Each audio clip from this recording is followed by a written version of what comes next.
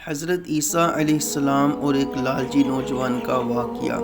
حضرت سیدنا جریر علیہ رحمۃ اللہ القدیر حضرت سیدنا لیث رحمۃ اللہ علیہ سے روایت کرتے ہیں کہ ایک مرتبہ حضرت سیدنا عیسیٰ علیہ السلام سفر پر روانہ ہوئے۔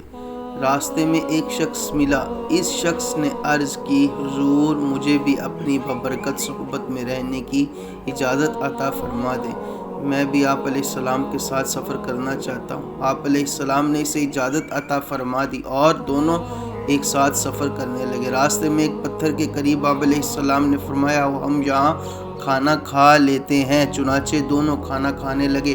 آپ علیہ السلام کے پاس 3 روٹیاں تھیں، ایک روٹی دونوں نے کھا لی، تیسری روٹی بچ گئی۔ آپ علیہ السلام روٹی کو وہیں چھوڑ کر نہر پر گئے اور پانی پیا۔ پھر جب واپس آئے تو دیکھا کہ روٹی غائب ہے۔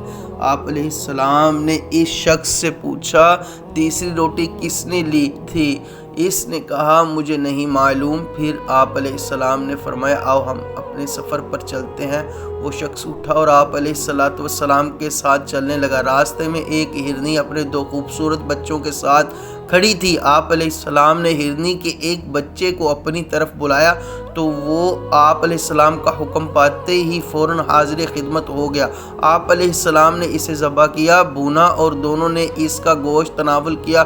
پھر آپ علیہ السلام نے اس کی ہڈیاں ایک جگہ جمع کی اور فرمایا، اللہ پاک کے حکم سے کھڑا ہو جا۔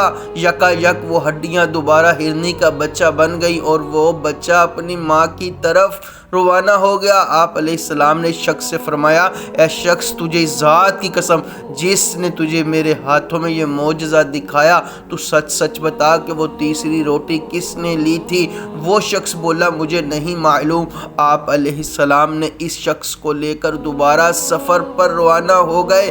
راستے میں ایک دریا آیا۔ آپ علیہ السلام نے اس شخص کا ہاتھ پکڑا اور اسے لے کر پانی پر چلتے ہوئے دریا پار کر لیا۔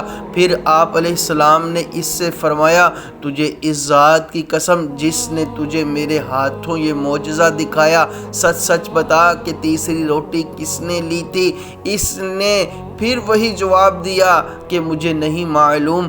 آپ علیہ السلام نے اس شخص کو لے کر آگے بڑے، راستے میں ایک ویران صحرا آ گیا۔ آپ علیہ السلام نے اس سے فرمایا، بیٹھ جاؤ۔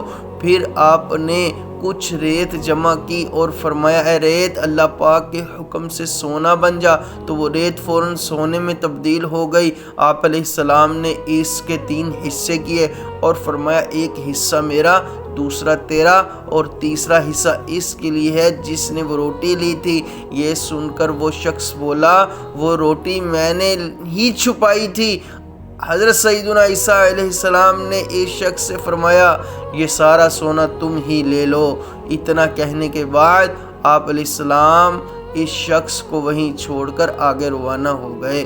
وہ اتنا زیادہ سونا ملنے پر بہت خوش ہوا۔ اتنے میں وہاں 2 اور شخص پہنچے۔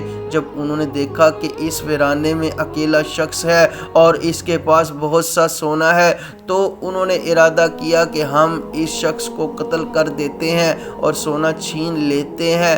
جب وہ اسے قتل کرنے کے لیے آگے بڑھے تو اس شخص نے کہا، تم مجھے قتل نہ کرو، بلکہ ہم اس سونے کو برابر برابر تقسیم کر لیتے ہیں۔ اس پر وہ دونوں راضی ہو گئے۔ پھر اس شخص نے کہا، ایسا کرتے ہیں کہ میں سے ایک شخص جا کر قریبی بازار سے کھانا خرید لائے۔ کھانا کھانے کے بعد ہم یہ سونا باہم تقسیم کر لیں گے۔ چنانچہ ان میں سے ایک شخص برار گیا۔ جب اس نے کھانا خریدا تو اس کے دل میں یہ شیطانی خیال آیا کہ میں اس کھانے میں زہر ملا دیتا ہوں، جیسے ہی وہ دونوں اسے کھائیں گے تو مر جائیں گے اور سارا سونا میں لے لوں گا۔ چنانچہ اس نے کھانے میں زہر ملا دیا اور اپنے ساتھیوں کی طرف چل دیا۔ وہاں ان دونوں کی نیتوں میں بھی فتور آ گیا اور انہوں نے باہم مشورہ کیا کہ جیسے ہی ہمارا تیسرا ساتھی کھانا لے کر آئے گا ہم اسے قتل کر دیں گے اور ہم سونا دونوں آپس میں بانٹ لیں گے۔ چنانچہ ایسے ہی وہ کھانا لے کر ان کے پاس پہنچا۔ ان دونوں نے مل کر اسے قتل کر دیا اور بڑے مزے سے زہر ملا کھانا کھانے لگے۔ لگے۔ کچھ ہی دیر بعد زہر کے اثر سے وہ دونوں بھی وہیں ڈیر ہو گئے اور سونا وہیں پڑا رہ گیا۔ کچھ عرصے بعد حضرت سیدنا عیسیٰ علیہ السلام دوبارہ وہیں سے گزرے تو دیکھا کہ سونا وہیں موجود ہے اور وہاں 3 لاشیں پڑی ہیں۔ آپ علیہ السلام نے یہ دیکھ کر ارشاد فرمایا، یہ دنیا کا ایک دھوکہ ہے، لہٰذا اس سے بچو، یعنی جو اس کے لالچ میں پھنسا وہ ہلاک ہو گیا۔